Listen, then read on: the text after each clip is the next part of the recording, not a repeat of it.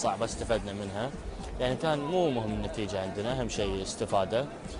ويعني الحمد لله حتى الشباب الصغار ما قصروا وشادين حيلهم يبشرون بالخير.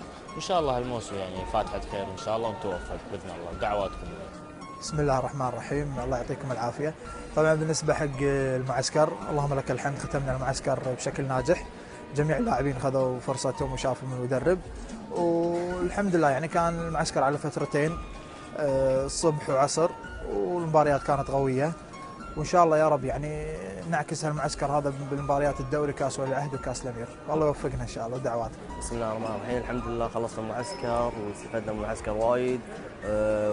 ويعطي العافيه كابتن فوزي والجهاز الفني ومساعدينه والجهاز الاداري ما قصروا معنا الحمد لله.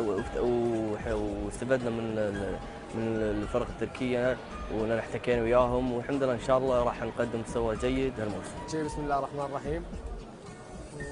الحمد لله استفدنا من المعسكر، استفدنا احتكاك مع فرقه قويه، استفدنا من تمارين كابتن فوزي.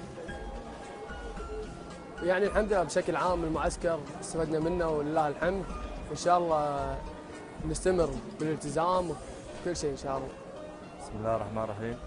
الحمد لله خلصنا معسكرنا بتركيا واستفدنا من المباريات التجريبيه، 6 مباريات لعبنا، وان شاء الله يعكس علينا بالمباراه بالكويت ونقدم مستوى طيب ان شاء الله. بسم الله الرحمن الرحيم. الحمد لله اليوم انتهى المعسكر، والحمد لله استفدنا من المعسكر وايد، وكانت المباريات وايد قويه ومع فرق على مستوى. وان شاء الله بعودتنا هذه الكويت ان شاء الله نكمل اللي سويناه بالمعسكر، وان شاء الله نعدكم موسم مميز ان شاء الله.